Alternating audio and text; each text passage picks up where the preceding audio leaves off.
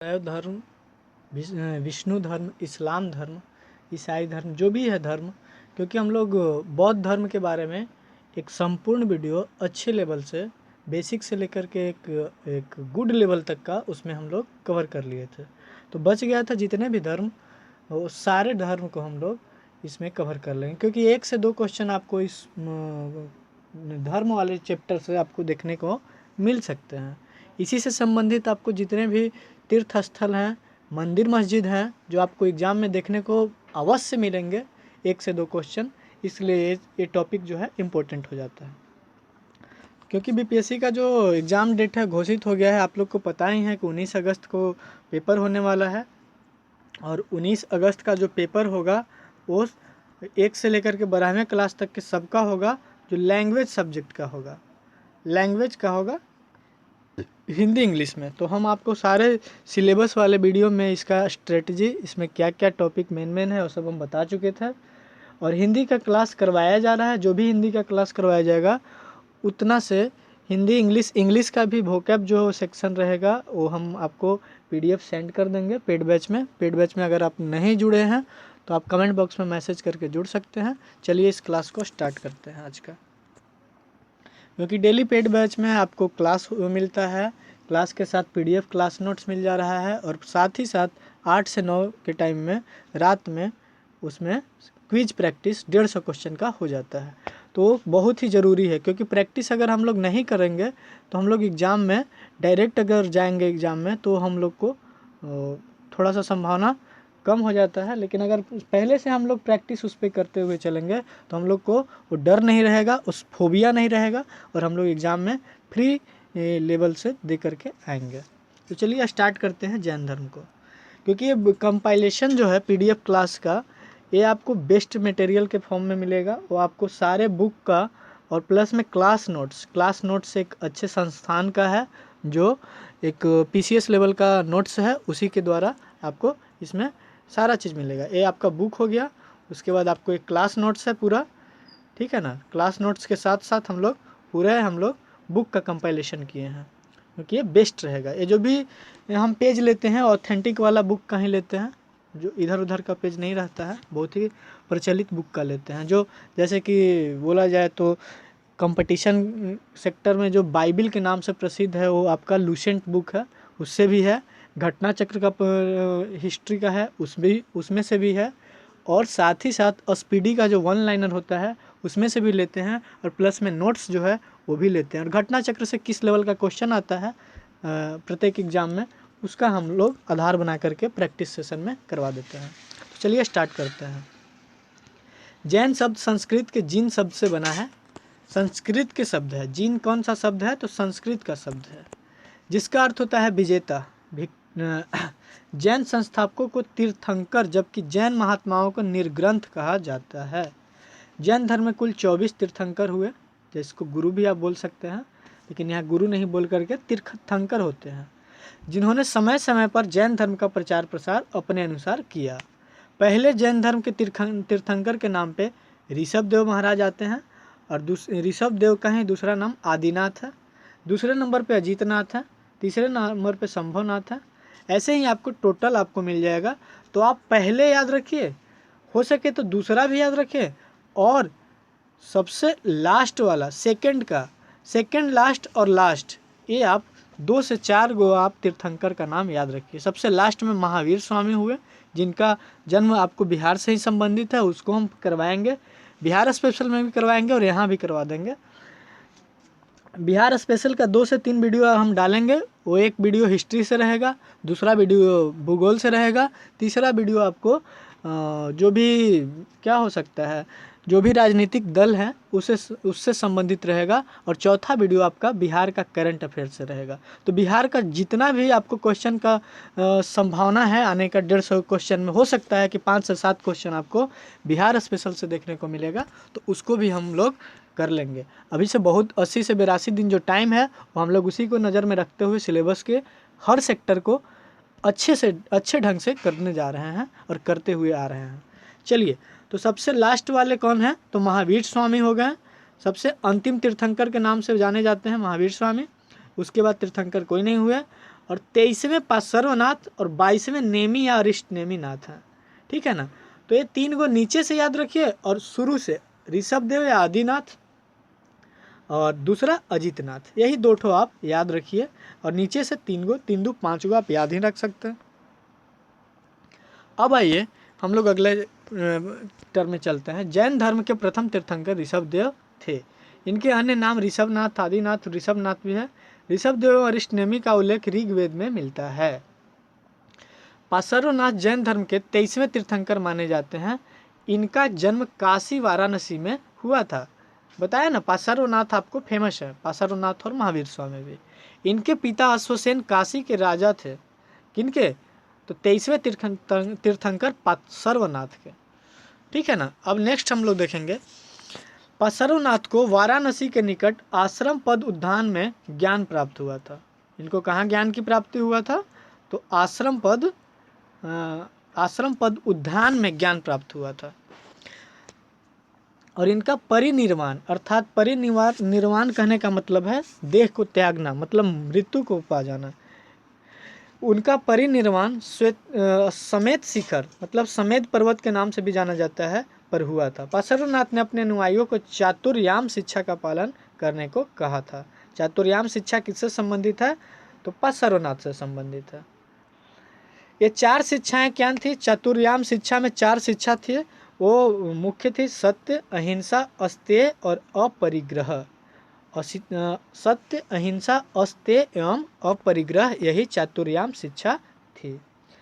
अब आते हैं बौद्ध जैन धर्म के सबसे अंतिम तीर्थंकर जो हुए वो महावीर स्वामी हुए। और इनका जन्म वैशाली के निकट कुंडग्राम या कुंडलपुर में लगभग 599 ईसा पूर्व में हुआ था।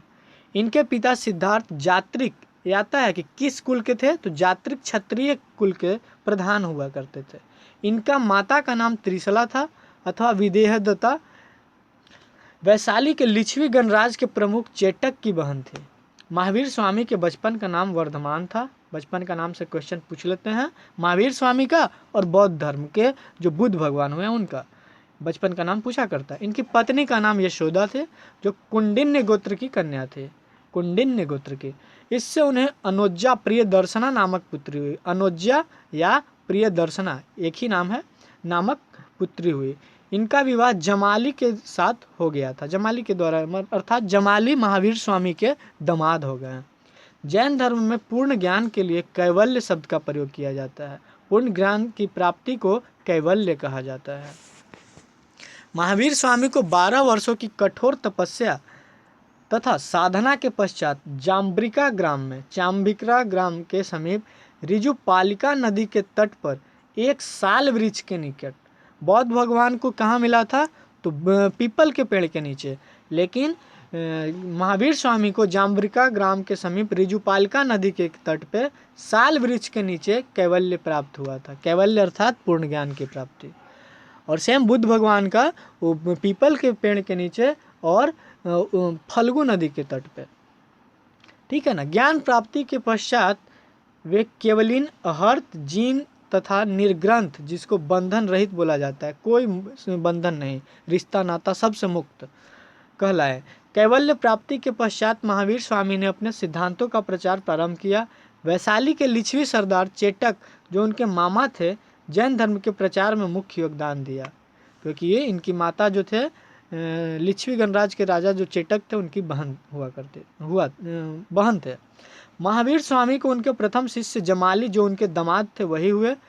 जमाली से मतभेद हो गया और इन्हीं से क्या हो गया? मतभेद हो गया। और मतभेद का कारण था क्रियमाणकृत सिद्धांत, मतलब कार्य करते ही पूर्ण हो जाना, कार्य करते ही पूर्ण हो जाना। यही सिद्धांत पर क्या हुआ था? ये दोनों ससुर और दामाद के बीच में मतभेद हुआ था। हो सकता है इस मतभेद के कारण जमाली ने संघ छोड़ दिया और एक नए सिद्धांत बहुरत्ववाद, जिसको कार्य पूर्ण होने पर ही पूर्ण माना जाएगा, ये सही चीज़ है, बहुतरवाद। और क्रियामानकृत सिद्धांत क्या था? कार्य करते करते ही पूर्ण हो गया, मतलब हम कर ही रहे हैं उसको पूर्ण मान लिया गया। तो ये तो सही बात है, जमाली का जो कहना तो तार्किक था। जैन धर्म में दूसरा विद्रोह जमाली के विद्रोह के 2 वर्ष बाद 30 गुप्त ने किया था।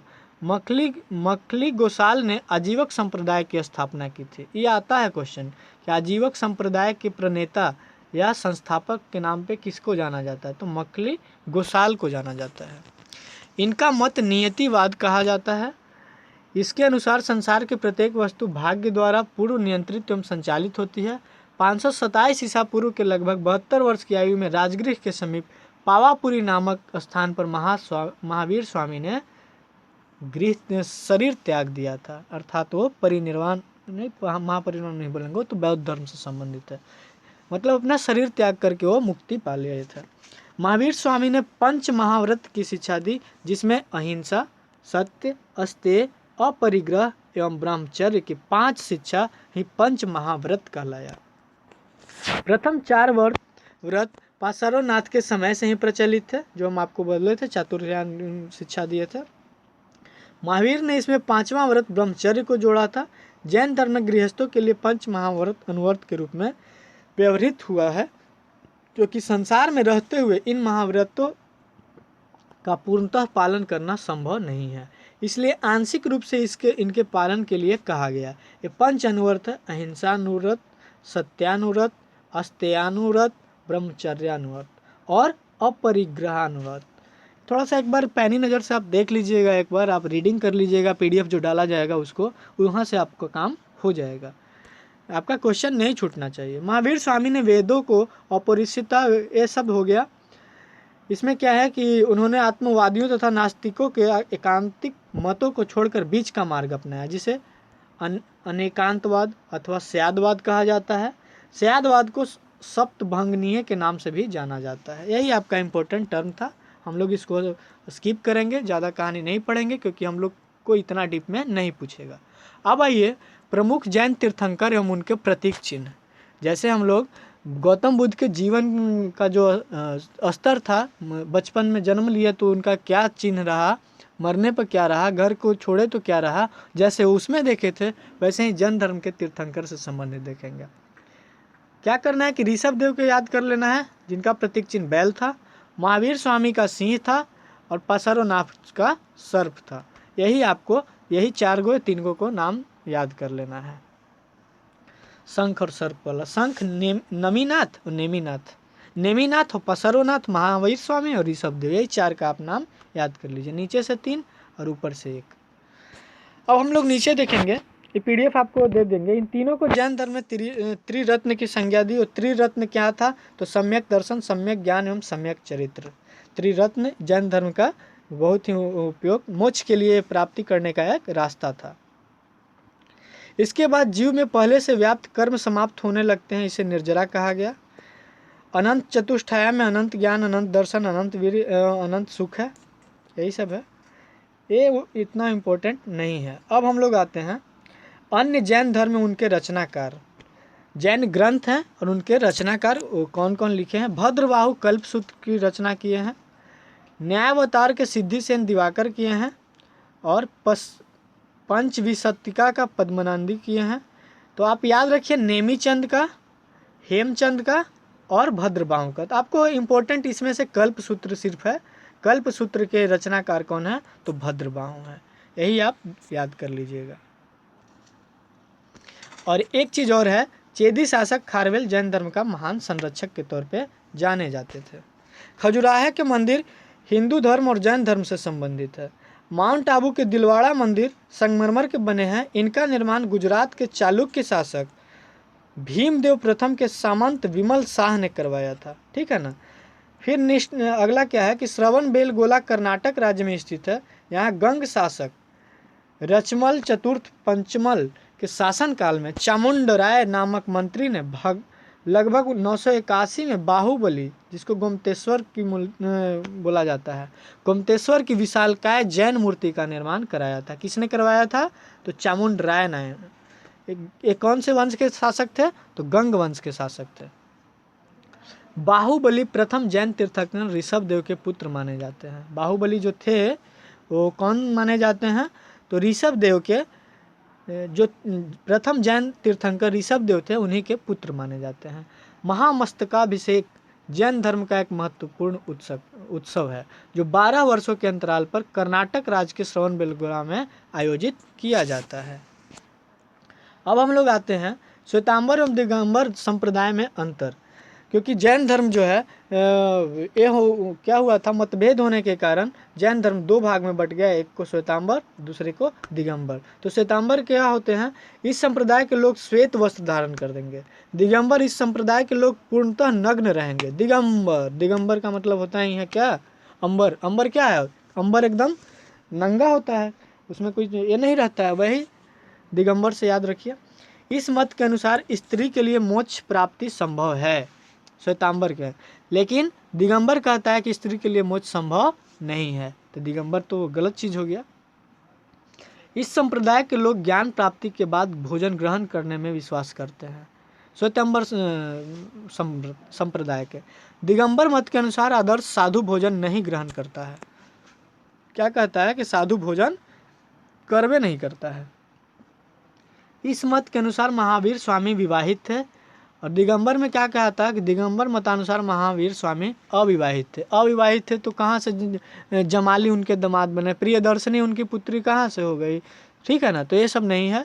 दिगंबर हमको पूर्ण रूप से बहुत ही क्षेत्र में इससे हम सहमत नहीं होते हैं, हम भी नहीं सहमत होते हैं, क्योंकि स्त्री के अवहेलना के रूप में बात करता है, स्त्री को मतलब नीचे स्तर से दिखाने का बात करता है। इसलिए दिगंबर संप्रदाय से अच्छा श्वेतांबर संप्रदाय को माना जाता है।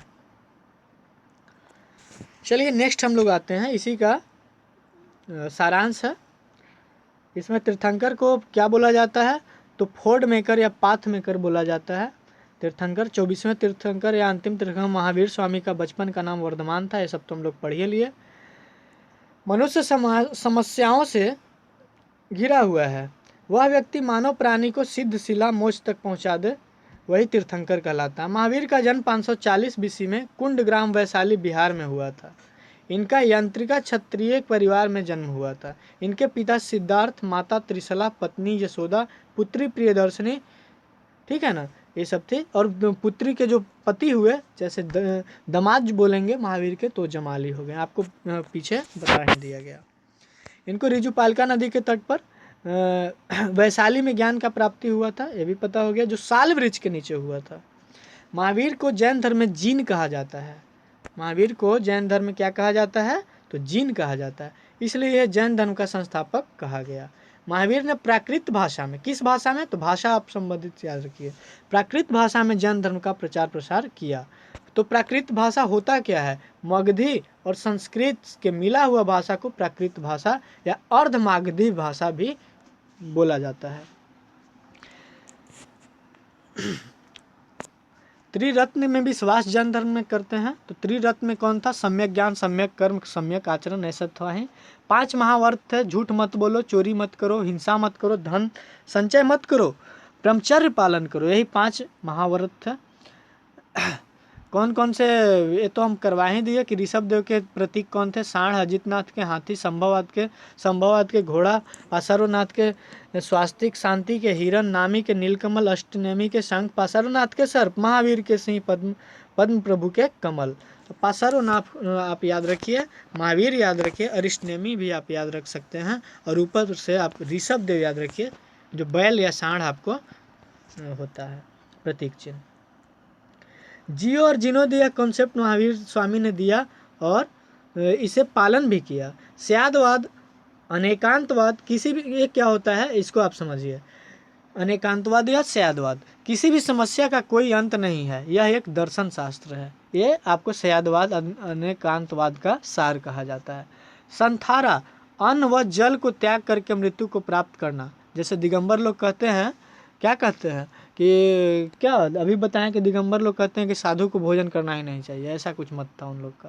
तो यही चीज़ संथारा से संबंधित है कि संथारा के माध्यम से मोक्ष की प्राप्ति करना, मतलब भूखे मर जाना। ये कोई तर्क में तर्क हुआ थोड़ी है, आदमी को, इंसान को ज़िंदगी मिला है तो भूखे मरने के लिए थोड़ी मिला है। हाँ, खाइए पीजिए, शोध कीजिए, अपने धर्म का प्रचार प्रसार अच्छे ढंग से कीजिए, लेकिन भूखे मर जाना हम लोग को ज़िंदगी का ये कोई अभिप्राय नहीं है। चलिए आगे हम लोग देखते हैं जैन सभा, जो आपको यहाँ से भी देखने को क्वेश्चन मिल सकता है। खजुराहो का जैन मंदिर जो एमपी में है और चंदेल शासकों ने बनाया। मथुरा कला का संबंध भी जैन धर्म से है। 2 क्वेश्चन आपको इंपॉर्टेंट है, पूछे गए क्वेश्चन है, इसलिए जो क्वेश्चन आपको हाईलाइटेड रहते हैं उसको हम किसी भी पॉइंट के माध्यम से आप तक पहुंचाने का कोशिश करते हैं। इसको आप लोग हमेशा नोट डाउन करते रहिए। जब आपको क्लास का वीडियो अच्छे तरीक़ा से मिले, करंट अफेयर्स को आप डायरेक्ट कान में ईयरफोन लगा करके सुन सकते हैं, लेकिन जब आपको क्लास एक टॉपिक वाइज करवाया जाए तो उस समय आप पेन पेंसिल अपने कॉपी और कलम को ले लीजिए और जो भी ये सब क्वेश्चन आपको हाईलाइटेड करवाया जाता है उसको 1 वर्ड में लिखते चलिए। 1 वर्ड लिखते चलिएगा तो आपको एग्जाम के 1 दिन पहले आप सिर्फ और सिर्फ उस पेज को आप देख लीजिएगा, जो आपको सिनॉप्सिस की तरह काम करेगा और आपको लास्ट में एग्जाम में उसको बहुत ही उसका महत्व आपको साबित होगा।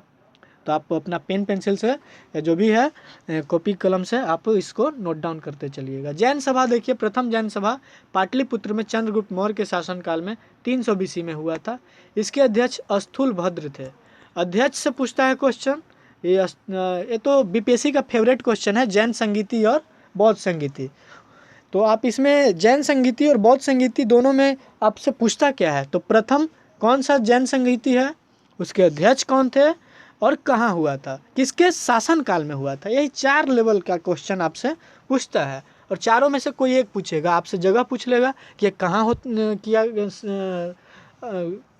हुआ था ये सभा, दूसरा किस शासक के कार्यकाल में हुआ था, और तीसरा आपके उस समय के क्या एक छूट गया, शासक तो हो ही गया, और कहाँ जगह आपसे पूछ लेगा। ठीक है, तो प्रथम जैन संगीति पाटलिपुत्र में, कब, तो 300 BC में। अध्यक्ष कौन थे, स्थूलभद्र थे। ठीक है, और किस मौर्य वंश का, चंद्रगुप्त मौर्य के शासनकाल में हुआ था। इसी में क्या हुआ कि जैन सभा, जैन धर्म 2 संप्रदाय में बट गया। पहला श्वेतांबर उत्तरी भारत में और दिगंबर, आपको ये दोनों संप्रदाय आज भी प्रचलित है। श्वेतांबर एक 23वां तीर्थंकर पार्श्वनाथ के विचारों को मानते थे, यह स्थूलभद्र के शिष्य माने जाते थे। दिगंबर यह दक्षिण भारत में प्रचलित है, ये लोग वस्त्र नहीं पहनते हैं और ये लोग महावीर के आइडियोलॉजी के विचार को मानते हैं, अर्थात 24वें तीर्थंकर को मानते हैं दिगंबर, और श्वेतांबर 23वें तीर्थंकर पार्श्वनाथ को मानते हैं।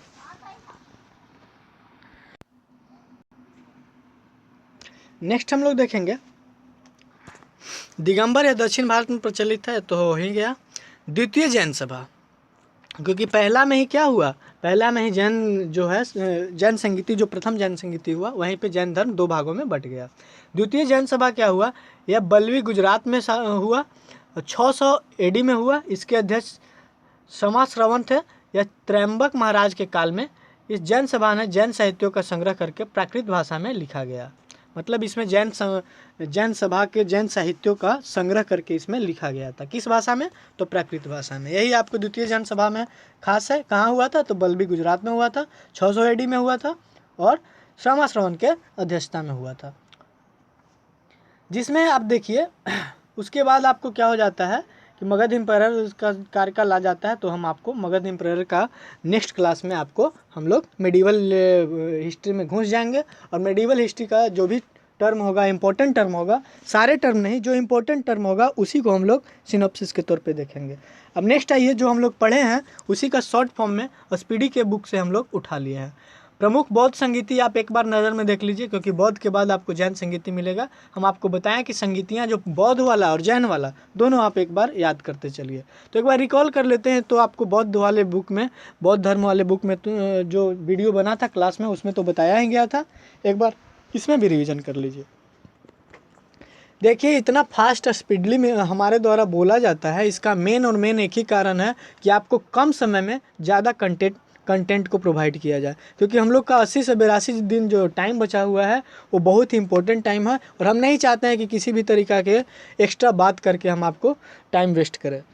इसलिए थोड़ा सा फास्ट भी बोलते हैं और उसको आप लोग थोड़ा सा एक मैनेज कीजिएगा, अगर थोड़ा सा ये जल्दीबाजी थोड़ा लगे तो। आइए, प्रथम प्रमुख बौद्ध संगीति जो हुआ था वो 483 ईसा पूर्व में राजगृह में हुआ था और अजातशत्रु के शासनकाल में हुआ था। द्वितीय 383 सीधे 100 आप घटा दीजिए, 383 ईसा पूर्व वैशाली में हुआ था, कालाशोक शासनकाल में हुआ था। ठीक है, तृतीय 255 ईसा पूर्व में हुआ था, पाटलिपुत्र में हुआ था और अशोक के कार्यकाल में हुआ था। चतुर्थ ईस्वी की प्रथम शताब्दी में हुआ था, कुंडलवल कश्मीर में हुआ था और कनिष्क के शासनकाल में हुआ था। एक क्वेश्चन जो है चतुर्थ बौद्ध संगीति 66वीं जो था बीपीएससी हुआ था, 66वीं बीपीएससी में आपको पूछ लिया गया था। तो हम जो भी क्वेश्चन ले रहे हैं, जो बीपीएससी का फेवरेट क्वेश्चन रहता है, उसको हम ना चाहते हैं कि किसी भी कीमत पे इग्नोर करें, क्योंकि हो सकता है कि वहाँ से क्वेश्चन आ जाएगा एग्जाम में, तो आपको एक न एक नंबर आपको मिल ही जाए। अब हम लोग जैन संगति करेंगे। आप लोग को तो ये पता होगा कि राजगृह कहाँ है, वैशाली कहाँ है, पाटलिपुत्र कहाँ है, कुंडलवन कहाँ है। कुंडलवन का यहाँ कश्मीर दिया ही भी है, बाकी सब बिहार में ही हुआ था। जैन संगीति में आते हैं तो प्रथम जैन संगीति जैसा कि आपको वीडियो में बताए हैं पहले कि 322 ईसा पूर्व में हुआ है। यह इसका स्थान पाटलिपुत्र था। अध्यक्ष इसके अस्तुलभद्र थे और शासक चंद्रगुप्त मौर्य के कार्यकाल में जैन सभा या जैन संगीति बोला जाता है, जैन सभा नहीं, जैन संगीति या जैन सभा भी बोल सकते हैं।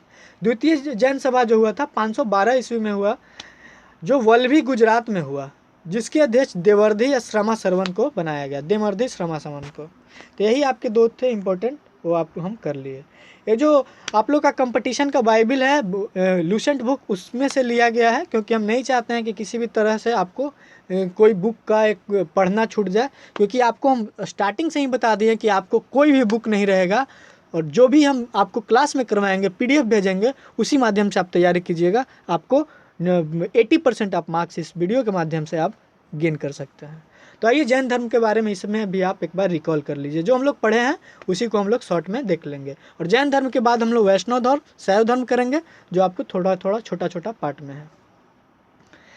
वही है, ऋषभदेव थे प्रथम तीर्थंकर, 23वें पार्श्वनाथ अश्वसेन के पुत्र थे।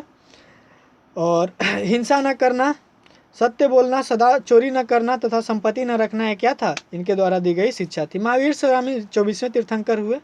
इनका 540 ईसा पूर्व कुंडलग्राम वैशाली में जन्म हुआ। इनके पिता सिद्धार्थ जात्रिक कुल के सरदार थे। एक कुल पूछता है, कुल आप याद रखिए। माता त्रिशला लिच्छवी राजा चेटक की बहन थी, आपको बताएं ही अभी। महावीर की पत्नी का नाम यशोदा, पुत्री का नाम क्या था, अनुजा या प्रियदर्शनी था। महावीर का बचपन का वर्धमान था। इन्हें 30 वर्ष की उम्र में माता पिता की मृत्यु के पश्चात अपने बड़े भाई नंदीवर्धन से अनुमति लेकर संन्यास जीवन को स्वीकारा था। 12 वर्ष की कठिन तपस्या के बाद महावीर को जम्बरिक के समीप ऋजुपालिका नदी के तट पर साल वृक्ष के नीचे तपस्या करते हुए संपूर्ण ज्ञान की प्राप्ति हुई। इसी समय महावीर जीन, जिसको बोला जाता है विजेता, अहर्त निग्रंथ कहलाए। निग्रंथ का मतलब हम अभी बताए हैं, पीछे अभी जस्ट बताए हैं, जिनमें कोई बंधन ही नहीं पुत्र का मोह, न पत्नी का मोह, न माता का मोह, न पिता का मोह, सभी बंधन से वो मुक्त, सारे रिश्ते नाते से मुक्त हो गए। महावीर ने अपना उपदेश प्राकृत मतलब अर्धमाग्नी, जिसको संस्कृत और मगधी भाषा को जोड़ करके मनाया जाता है, सम्मिलित रहता है। महावीर के अनुयायी निग्रंथ कहलाए जाते थे। इनके दामाद वही जामिल थे। एक और है, प्रथम जैन भिक्षुनी नरेश बुद्धिवान की पुत्री चंपा थी। प्रथम जैन भिक्षुनी कौन थी, चंपा थी। आपको बौद्ध धर्म में बताया था कि प्रथम बौद्ध धर्म के प्रथम एक शिष्या कौन थी, मतलब फीमेल में कौन थी, तो उन्हीं के जो मौसी थी वो गौतमी थी, प्रजापति गौतमी। उन्हीं के द्वारा उनका पालन पोषण भी किया गया और वो उनके प्रथम महिला शिष्य भी हुए। अब आइए, आप लोग को जो बताया गया था प्रतीक चिन्ह क्या है, ये सब सारा चीज़ दिया हुआ है, तो हम करवा ही दिए हैं, ये अभी जस्ट करवाए हैं। अब देखिए यहाँ जैन धर्म ने अपने आध्यात्मिक विचारों को सांख्य दर्शन से ग्रहण किया। कौन से दर्शन मानने वाले थे जैन धर्म, तो सांख्य दर्शन से। महावीर पुनर्जन्म में कर्मवाद में विश्वास करते थे। ये जो वन लाइनर है इसको देख लेते हैं थोड़ा सा। त्रिरत्न के जैन धर्म में ईश्वर की मान्यता नहीं है। जैन धर्म में आत्मा की मान्यता नहीं है, पुनर्जन्म की मान्यता है। जैन धर्म मानने वाले कुल राजा जो थे, उदयन, वंदराज, चंद्रगुप्त मौर्य किस धर्म को मानते थे, तो जैन धर्म को। कलिंग नरेश खारवेल, राष्ट्रकूट राजा अमोघवर्ष, चंदेल शासक, ये सब जैन धर्म को मानने वाले शासक हुए। मैसूर के गंग वंश के मंत्री चामुंड के प्रोत्साहन से कर्नाटक के श्रवणबेलगोला में 10 वर्ष की शताब्दी के मध्य भाग में विशाल बाहुबली की मूर्ति, गोमतेश्वर की मूर्ति का निर्माण किया गया था। कहाँ किया गया, तो आपको श्रवणबेलगोला कर्नाटक में। किसने करवाया, तो मैसूर के गंग वंश के मंत्री चामुंड राय ने करवाया था। खजुराहो के जैन मंदिर का निर्माण चंदेल शासकों द्वारा करवाया गया। खजुराहो का जो एमपी में है उसका चंदेल शासकों द्वारा किया गया था।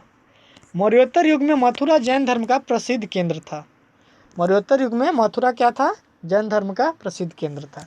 ये जो वन लाइनर है लुसेंट बुक का वो बहुत ही इंपॉर्टेंट, डायरेक्ट यहाँ से क्वेश्चन बन जाता है, इसलिए हम इसको कंसिस्ट करके रखे हैं। जैन तीर्थंकरों की जीवनी भद्रवाहों द्वारा रचित कल्पसूत्र में है। ये आपको हम बताए ही थे, जो भी जैन धर्म को पढ़ाया था साहित्य में। 72 वर्ष की आयु में महावीर की मृत्यु 468 ईसा पूर्व बिहार के पावापुरी राजगीर में हो गया था। अगर आप राजगीर जाइएगा तो इतना अच्छा मतलब वो है पावापुरी जगह, आप देखिएगा, देखने लायक है। मल राजा शस्त्रीपाल के राजप्रसाद में महावीर स्वामी को निर्वाण प्राप्त हुआ था। ठीक है ना। अब हम लोग देखेंगे शैव धर्म। शिव के उपासक को शैव धर्म के नाम से जाना जाता है। शिवलिंग उपासना का प्रारंभिक पुरातात्विक साक्ष्य हड़प्पा के अवशेषों से मिलता है। कहाँ से मिलता है? क्योंकि हड़प्पा वाले वीडियो जो सिंधु सभ्यता था उसमें हम आप लोग को बताए थे कि शैव धर्म आग की पूजा किया जाता था, ये सबको किया जाता था। ऋग्वेद में शिव को रुद्र कहा गया है। अथर्ववेद में शिव को भव, सर्व, पशुपति, भूपति कहा गया है। लिंग पूजा का पहला स्पष्ट वर्णन मत्स्य पुराण में भी मिलता है। शैव धर्म से यही क्वेश्चन आपको बनने की संभावना हो सकते हैं।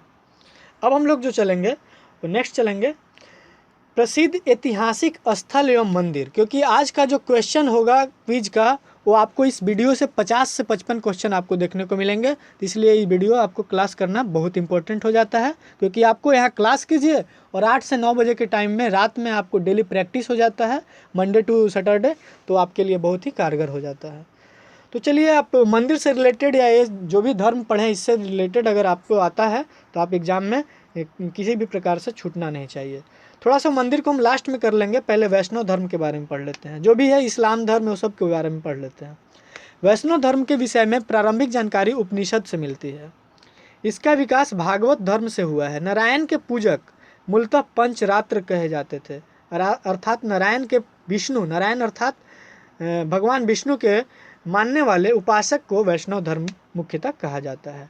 वैष्णव धर्म के प्रवर्तक कृष्ण थे। प्रवर्तक के तौर पे कृष्ण को माना जाता है, जो वृषण कबीले के थे और जिनका निवास स्थान मथुरा था।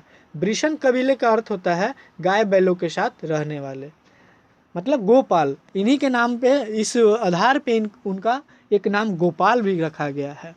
ठीक है ना। यही था वैष्णव धर्म से संबंधित। अब हम लोग नेक्स्ट चलेंगे। कृष्ण का उल्लेख सर्वप्रथम छांदोग्य उपनिषद में देवकी पुत्र और अंगिरस के शिष्य के रूप में हुआ था। अंगिरस के शिष्य, कृष्ण जी किसके शिष्य थे? तो अंगिरस महाराज के ऋषि के शिष्य माने जाते थे। और देवकी नंदन तो बोला ही जाता है, देवकी नंदन। वासुदेव कृष्ण का सबसे प्रारंभिक अभिलेख उल्लेख बेसनगर स्तंभ अभिलेख में पाया जाता है। विष्णु के 10 अवतारों का उल्लेख मत्स्य पुराण में मिलता है। 10 अवतार इस प्रकार है: मत्स्य, कूर्म, वराह, नरसिंह, वामन, परशुराम, राम, बलराम, बुद्ध एवं कल्कि। बुद्ध के बाद जो कल्कि का उत्तर प्रदेश में जन्म होने वाला है, वो कलयुग में होने वाला है। वो हम लोग इंतजार हैं कि किनके समय काल में, हमारे समय काल में कि आने वाले पीढ़ी के काल में, या कब होता है। देखिए कल्कि का कब अवतार होता है। वो जो बुद्ध विष्णु के 10वें अवतार के रूप में माना जाता है। गुप्त काल में विष्णु का वराह अवतार सर्वाधिक प्रसिद्ध रहा है, क्योंकि वराह के भेष में ही जब पृथ्वी को समुद्र में रख दिया जाता है राक्षसों के द्वारा, तो वही वराह के रूप में आकर के भगवान विष्णु ने पृथ्वी को अपने जो दंत के जो दोनों दांत निकला हुआ रहता है उसी पर नुकीले के सहारे रख करके पृथ्वी को ऊपर निकालते हैं। इसलिए वराह अवतार सर्वाधिक प्रसिद्ध माना जाता है, क्योंकि पृथ्वी एक ऐसा ग्रह है जहाँ पे जीव अपना जीवन यापन कर सकता है।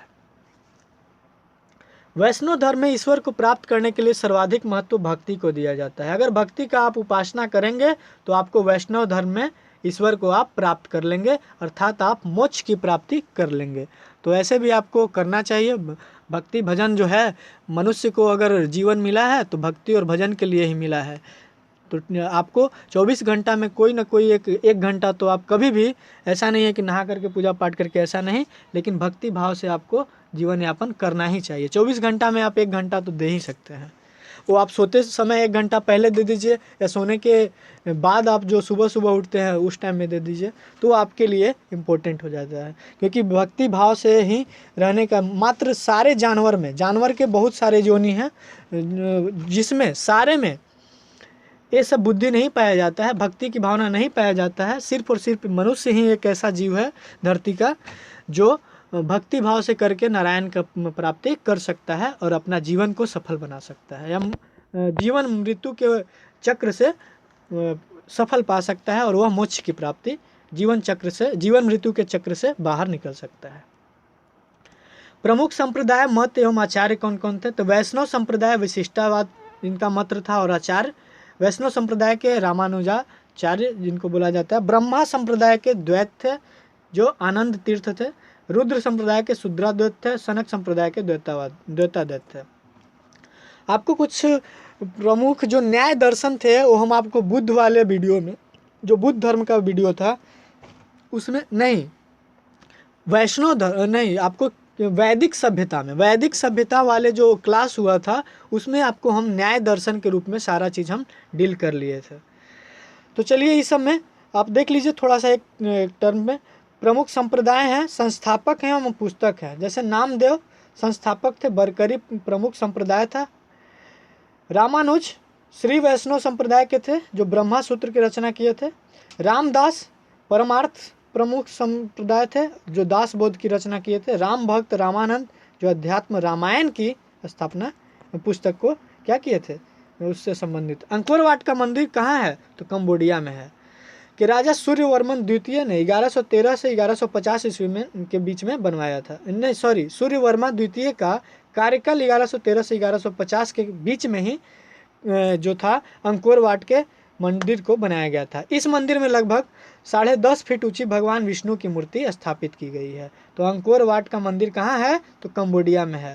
वो किस भगवान से संबंधित है मंदिर? तो विष्णु धर्म से संबंधित, विष्णु भगवान से संबंधित है। अब आइए इस्लाम धर्म को भी हम लोग देख लेते हैं। इस्लाम धर्म में हम लोग देखें संस्थापक हजरत मोहम्मद, मक्का में प्रमुख कुरैश कबीले में हुआ था। इनका जन्म 570 ईस्वी में। इनका पिता का नाम अब्दुल्ला और माता का नाम अमीना था। ये सब ही हैं। मक्का के पास हीरा नामक गुफा में ज्ञान की प्राप्ति हुआ था। यही है, आप देख लीजिए। 25 वर्ष की अवस्था में खदीजा नामक विधवा के साथ शादी भी किए थे। मोहम्मद की पुत्री का नाम फातिमा और दामाद का नाम अली है, देवदूत, इसीलिए या अली ये लोग का क्या बोला जाता है, ये भी किया जाता है।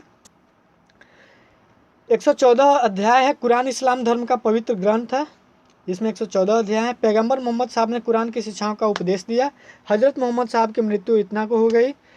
मोहम्मद साहब की मृत्यु के बाद सुन्नी और शिया नामक 2 पंथों में विभाजित इस्लाम धर्म हो गया।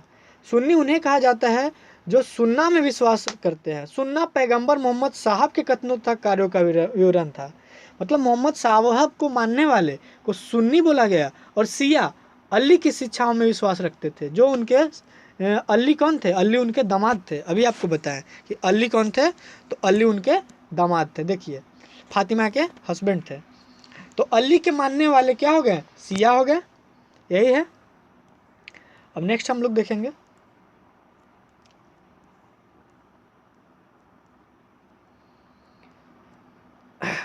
पैगंबर मोहम्मद साहब के उत्तराधिकारी खलीफा कहलाए।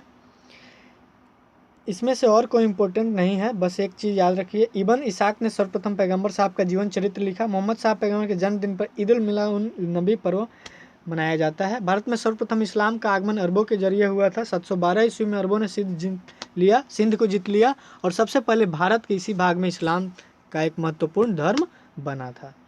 नमाज के दौरान मुसलमान मक्का की तरफ मुँह करके, अर्थात पश्चिम की तरफ मुँह करके, क्योंकि इंडिया से जो अगर मक्का का सऊदी अरब में शायद पड़ता है वो पश्चिम की तरफ हुआ, तो इसलिए वो क्या करते हैं? पश्चिम की तरफ नमाज अदा करते हैं। मक्का की ओर की दिशा को कबीला कहा जाता है। अब हम लोग आते हैं ईसाई धर्म।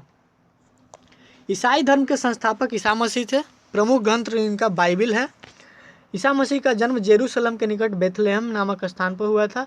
इनके जन्म दिवस को क्रिसमस दिवस के रूप में या क्रिसमस दिवस के रूप में मनाया जाता है। ईसा मसीह के माता का नाम मेरी और पिता का नाम जोसेफ। मेरी क्रिसमस आप जैसा कि बोला भी जाता है। ईसा ने अपने जीवन के प्रथम 30 वर्ष तक बढ़ई के रूप में बेथलेहम के निकट नाजरेथ में बिताए थे। ईसा मसीह के प्रथम 2 शिष्य थे एंड्रूस एवं पीटर। ईसा मसीह को सूली पर रोमन गवर्नर पाट्रियस ने चढ़ाया था, सूली पर चढ़ा दिया था। ईसा मसीह को 33वें सूली पर ईसाई धर्म का सबसे पवित्र चिन्ह क्या है? तो क्रॉस है, ऐसा वाला क्रॉस है। ईसाई त्रिरत्न में विश्वास रखते थे। त्रिरत्न नहीं, त्रित्व में क्या है? ईश्वर पिता है, ईश्वर पुत्र है, ईश्वर पवित्र आत्मा है, मतलब ईश्वर ही सब कुछ है। 12वीं शताब्दी में फ्रांस में आरंभिक भवनों की तुलना में अधिक ऊंचे और हल्के चर्च के निर्माण प्रारंभ हुए। वास्तुकला की यह शैली गोथिक नाम से जानी जाती है। चर्चों का निर्माण जो होता है वो किस शैली में होता है? तो गोथिक शैली में होता है, ठीक है ना। अब हम लोग आते हैं पारसी धर्म। पारसी धर्म के पैगंबर जरथुष्ट्र ईरानी थे। क्या थे? तो ईरानी थे। इनके शिष्यों का संकलन जेंदा अवेस्था नामक ग्रंथ जो है पारसी का प्रमुख धर्म ग्रंथ है, ठीक है। इनकी मूल शिक्षा का सूत्र सद्विचार, सद्वचन तथा सद्कार्य है। इनके अनुयायी एक ईश्वर अहूर को मानते हैं। इस धर्म के अनुयायी को अग्नि पूजक भी कहा जाता है, अग्नि पूजक भी कहा जाता है। अब यहाँ से आपको मगध राज का उत्कर्ष, जैसा कि हम आपको नोट्स के माध्यम से ही बताए थे। अब हम लोग कुछ मंदिर, तो नेक्स्ट क्लास जो होगा हिस्ट्री का वो आपको मिडिवल हिस्ट्री से होगा, क्योंकि हम लोग जो भी एंसेंट हिस्ट्री से मेन इम्पोर्टेंट थे वो हम लोग कर लिए हैं, जो कि हम आपको बताए थे कि 3 से 4 वीडियो में आपको पूरा प्राचीन इतिहास को हम लोग ख़त्म कर लेंगे, जहाँ से क्वेश्चन आपको मिलने वाले हैं। अब आइए प्रसिद्ध ऐतिहासिक स्थल एवं मंदिर जो संबंधित है। अजंता एवं एलोरा का जो मंदिर है या स्थल है वो औरंगाबाद महाराष्ट्र में है। आपको आज का एक क्वेश्चन है, करंट अफेयर से यहाँ से बन जाता है कि औरंगाबाद का नाम परिवर्तित कर दिया गया है महाराष्ट्र के सीएम द्वारा। तो महाराष्ट्र के सीएम जो हैं औरंगाबाद के नाम जो परिवर्तित किए, वो परिवर्तन करके औरंगाबाद का क्या नाम रखे? आप एक कमेंट बॉक्स में मैसेज कीजिए। हम आपको अगर नहीं पता होगा तो हम आपको तो बताएंगे ही, आप पूछिए अगर नहीं पता है तो। आप एक कमेंट बॉक्स में इस प्रश्न का आंसर कीजिए, क्योंकि हम हर प्रत्येक क्लास में एक क्वेश्चन देते हैं आपको करने के लिए, कि आपको अगर पता है तो आप बताइए और नहीं पता है तो आप सर्च कर लीजिए हमसे पूछ करके, लेकिन आप कमेंट बॉक्स में मैसेज ज़रूर कीजिए। अगर आप इस वीडियो को पहली बार देख रहे हैं, चैनल पे नए हैं, तो सब्सक्राइब करना ना भूलेंगे, और अपने दोस्त जो भी आपको बीपीएससी परमानेंट टीचर बनने वाले हैं 7th फेज में, उन तक आप क्लास को पहुंचा दीजिए, क्योंकि उनको भी एक तरह से हेल्प हो जाएगा। मेरे द्वारा जो पेड बैच स्टार्ट किया गया है वो बहुत ही कम फीस में, वहाँ पे 600 के करीब स्टूडेंट हो गए हैं, और डेली वहाँ पे 8 से 9 बजे रात में क्विज प्रैक्टिस चलता है, जो पूरे तरीक़ा से आपके सिलेबस पे आधारित होता है। तो ये क्वेश्चन का आंसर आप कीजिए, आप कमेंट बॉक्स में आप करना ना भूलें। अब हम लोग देखते हैं नेक्स्ट, शांति निकेतन आपको कोलकाता में है। शांति निकेतन का संबंध रविन्द्रनाथ टैगोर से भी है। चित्तौड़गढ़ विजय स्तंभ कहाँ है? विजय स्तंभ चित्तौड़गढ़ राजस्थान में है। 4 मीनार आपका हैदराबाद में है। हैदराबाद आपका कहाँ है? तो तेलंगाना राज्य में है। हम्पी आपका कर्नाटक में है। चिल्का झील उड़ीसा में है। जो भी आपको संबंधित है वो हम आपको एक बार करवा दे रहे हैं। एलिफेंटा है मुंबई में है, पास है। गेटवे ऑफ इंडिया मुंबई में है। जामा मस्जिद दिल्ली में है। डल झील श्रीनगर में है। निषाद बाग श्रीनगर में। शालीमार बाग श्रीनगर में। Rock garden Chandigarh. बुलंद दरवाज़ा फतेहपुर सिकरी। और सारनाथ का जो ये है स्थान, जो बौद्धों का प्रसिद्ध स्थान है, क्योंकि यहाँ क्या दिया गया था? सबसे ज़्यादा प्रवचन दिया गया था वो बुद्ध भगवान के द्वारा, तो वाराणसी में है।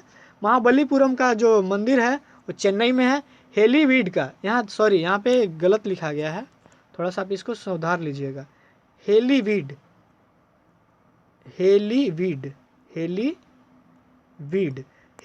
का जो मंदिर है वो आपको बेलूर कर्नाटक में है, जो होयसवाल वंशों के द्वारा बनाया गया था। हेलीवीड का मंदिर किस वंशों के द्वारा बनाया गया है? तो होयसवाल वंशों के द्वारा बनाया गया है। ये क्वेश्चन आपको बहुत बार रिपीट कर चुका है, इसलिए आप इसको इग्नोर नहीं कीजिएगा। सांची स्तूप आपको मध्य प्रदेश भोपाल में है। लिंगराज का मंदिर उड़ीसा में है, भुवनेश्वर में। सूर्य मंदिर को काला पैगोडा कहा जाता है। ब्लैक पैगोडा किसको बोला जाता है? सूर्य मंदिर को। और एक कोणार्क का सूर्य मंदिर बोला जाता है, जो आपको उड़ीसा में पड़ता है। यहाँ पे हम लोग गए भी हैं देखने। दक्षिणेश्वर का मंदिर है, दक्षिणेश्वर का, एक कोलकाता पश्चिम बंगाल में है। सोमनाथ का मंदिर गुजरात में है। कैलाश मंदिर एलोरा महाराष्ट्र में है। कैलाश मंदिर कहाँ है? एलोरा का जो गुफा है उसी में है। और एलोरा कहाँ है? आपको बताए हैं सबसे स्टार्टिंग में कि एलोरा जो आपका है, अजंता और एलोरा की जो 2 गुफाएं हैं औरंगाबाद में है, जो महाराष्ट्र में अवस्थित है। औरंगाबाद जिला है जिसका नाम बदल करके सॉरी हम नहीं बताएंगे अभी, क्योंकि आपका एक कमेंट बॉक्स में इसको आंसर करना है कि औरंगाबाद का जो नया नाम बदलना है वो क्या है। हम लोग कहाँ पहुँचे थे? सोमनाथ तो कर लिए। कैलाश मंदिर, त्र्यंबकेश्वर का मंदिर नासिक महाराष्ट्र में ही है। महाबलेश्वर का मंदिर महाराष्ट्र में है। दिलवाड़ा का जैन मंदिर राजस्थान माउंट आबू पे है। ब्रह्मा मंदिर पुष्कर राजस्थान में है। इंडिया में मात्र एक ऐसा मंदिर है जो ब्रह्मा भगवान का, ब्रह्मा जी का मंदिर है, वो पुष्कर में है। यहाँ पुष्कर में मेला भी लगता है।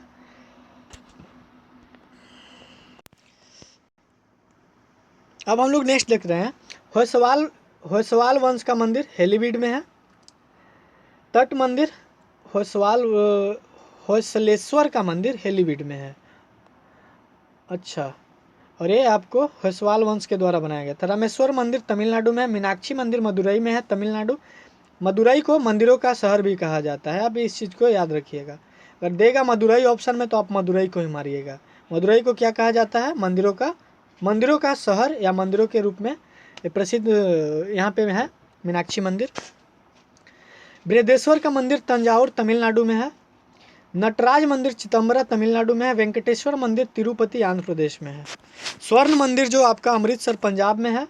अमरनाथ मंदिर श्रीनगर कश्मीर में है। अमरनाथ यात्रा पर लोग जाते भी है। जगन्नाथ मंदिर पुरी में है। यहाँ पे क्या चलता है? यात्रा चलता, जगन्नाथ यात्रा भी होता है, जिसमें लोग रथ यात्रा होता है। सॉरी, रथ यात्रा जगन्नाथ मंदिर से संबंधित है। वो भी क्वेश्चन में आया हुआ है, पूछा गया है कि रथ यात्रा कहाँ से संबंधित है, किस मंदिर से संबंधित है? तो जगन्नाथ मंदिर से है। वैष्णो देवी मंदिर जम्मू कश्मीर में है। 2.5 दिन का झोपड़ा अजमेर राजस्थान में है। खजुराहो का मंदिर छतरपुर मध्य प्रदेश में है। कांचीपुरम का मंदिर तमिलनाडु चेन्नई में है। जो तमिलनाडु में है। विलियम फोर्ट जो है, विलियम फोर्ट एक कोलकाता में है पश्चिम बंगाल में। हवा महल जयपुर में है, जो जयपुर राजस्थान में है। झूलता मीनार अहमदाबाद में है। कहाँ है? तो अहमदाबाद में है। अब हम आपको ले चलते हैं कि सेशन से जो क्वेश्चन आपको बनेंगे वो किस लेवल के क्वेश्चन आपको एग्जाम में देखने को मिलेंगे। ये जो संबंधित है शैव धर्म से संबंधित कुछ मंदिर यहाँ भी है। राजराजेश्वर मंदिर तंजौर तमिलनाडु में जो आपको करवा दिए। शिव मंदिर भूमरा मध्य प्रदेश में। नटराज मंदिर आपको करवा ही दिए। विरूपाक्ष मंदिर, विश्वनाथ मंदिर, ये सब शैव धर्म से संबंधित मंदिर है। ये सब अगर पूछ देगा कि किस धर्म से संबंधित मंदिर है, पूछ देगा कि विरूपाक्ष मंदिर किस धर्म से संबंधित है, तो शिव जी का वहाँ पे है मंदिर, तो शैव धर्म हो गया। नेक्स्ट देख लीजिए शैव तथा भागवत धर्म। भागवत धर्म से वैष्णव धर्म का विकास हुआ है। परंपरानुसार इसके प्रवर्तक विष्णु सातवंशिक कृष्ण थे। ये सब आपको तो थोड़ा सा हम पढ़ा ही दिए हैं। ऋग्वेद में विष्णु का उल्लेख आकाश के देवता के रूप में हुआ है। आकाश के देवता के रूप में विष्णु का उल्लेख हुआ है। उत्तर वैदिक काल में 3 प्रमुख देवता प्रजापति, रुद्र एवं विष्णु थे। विष्णु के लोक पालक एवं रक्षक मानने लगे। पतंजलि ने वासुदेव को विष्णु का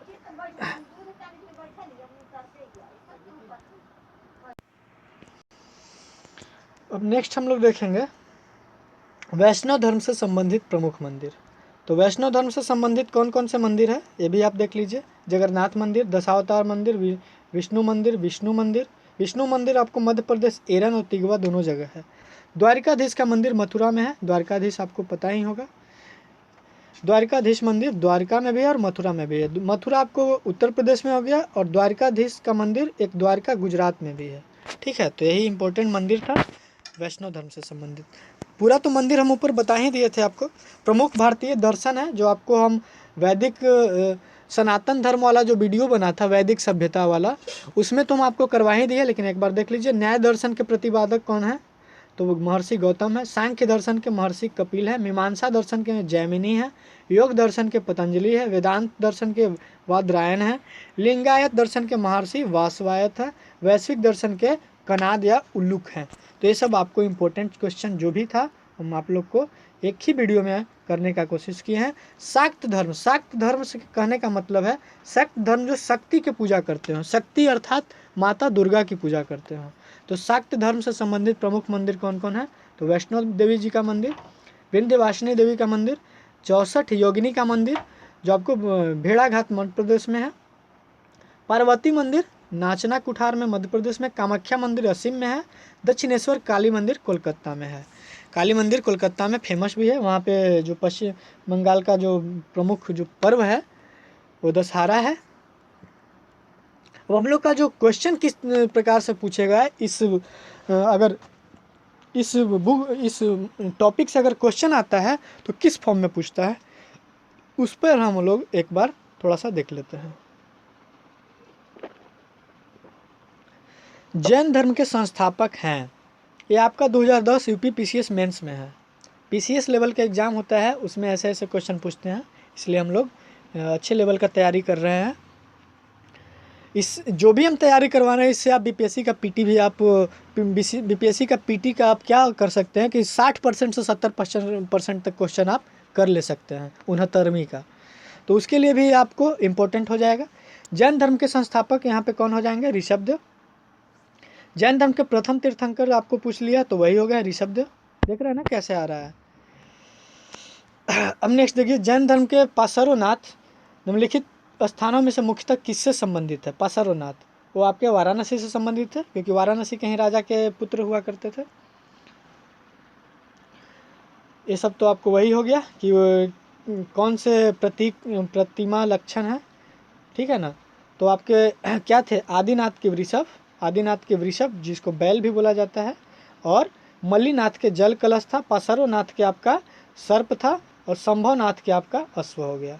तो यही आपका मेल सूची है। तो आप ऑप्शन नंबर एक का एक विकल्प, तो ऑप्शन नंबर ए आपका करेक्ट हो जाएगा। निम्नलिखित में से कौन सा एक युग्म सही सुमेलित नहीं है? तो ऋषभनाथ, अष्टापद, वासुपद, नेमिनाथ, ठीक है। तो ऑप्शन नंबर बी आपका सही आंसर हो जाएगा, क्योंकि वासु पूज्य जैन धर्म के 12वें तीर्थंकर थे। इनको निर्वाण चंपापुरी में प्राप्त हुआ। शेष सभी युग्म सही सुमेलित है, ठीक है ना। ये आपके क्वेश्चन देख लीजिए, इस प्रकार से क्वेश्चन अगर आएंगे तो इस प्रकार से आएंगे। जैन धर्म के प्रवर्तक महावीर जी का मोक्ष स्थान कहाँ है? तो आपको पता ही है, पावापुरी में है, जो राजगीर में पड़ता है। महावीर स्वामी का जन्म कहाँ हुआ था? महावीर स्वामी का जन्म आपका कुंडग्राम में हुआ था। कुंडलपुर जन्म स्थान है तो किसका है? तो महावीर स्वामी का है, ठीक है ना। वही चीज को घुमा दिया। निम्नलिखित में से कौन सा जैन तीर्थंकर नहीं है? तो नाथ मुनि, चंद्र प्रभु हैं, नेमिनाथ भी है, संभवनाथ भी है, तो अर्थात नाथ मुनि नहीं हो गया। तो ऑप्शन नंबर बी करेक्ट हो गया। निम्नलिखित में से कौन अलवार संत नहीं था? तो पोइगई, तिरुझान, ये आपको देख लीजिए। पोइगई पुड्डम एवं तिरुमंगलर अलवार संत थे, जबकि तिरुज्ञान नयार संत थे, ठीक है ना। तो अलवार संत और नयार संत थे। तो आपको इसको तिरुज्ञान आपको आंसर दे रहा है, एक बार देख लीजिए। भागवत संप्रदाय के विकास में किसका देन अत्यधिक है? भागवत संप्रदाय में आपको गुप्त वंश का ज़्यादा ये है देन है, क्योंकि भागवत अथवा वैष्णव धर्म का चरमोत्कर्ष गुप्त राजाओं के शासनकाल में हुआ। गुप्त नरेश वैष्णव मतानुयायी थे तथा उन्होंने उसे अपना राजधर्म बनाया। अधिकांश गुप्त शासक परम भागवत की उपाधि धारण करते थे।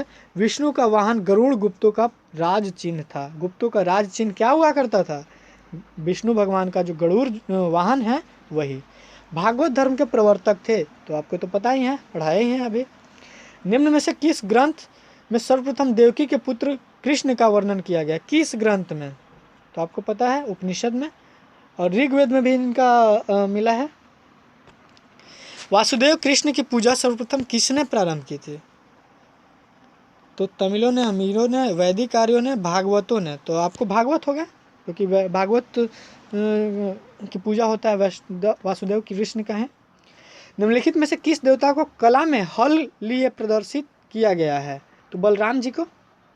भागवत संप्रदाय में भक्ति के रूप में भक्ति रूपों की संख्या कितनी है? भक्ति रूपों की संख्या आपको 9 है, ठीक है ना।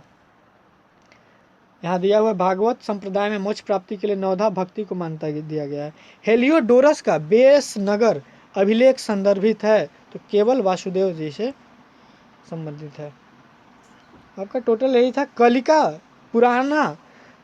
कालिका पुराण किस धर्म से संबंधित है?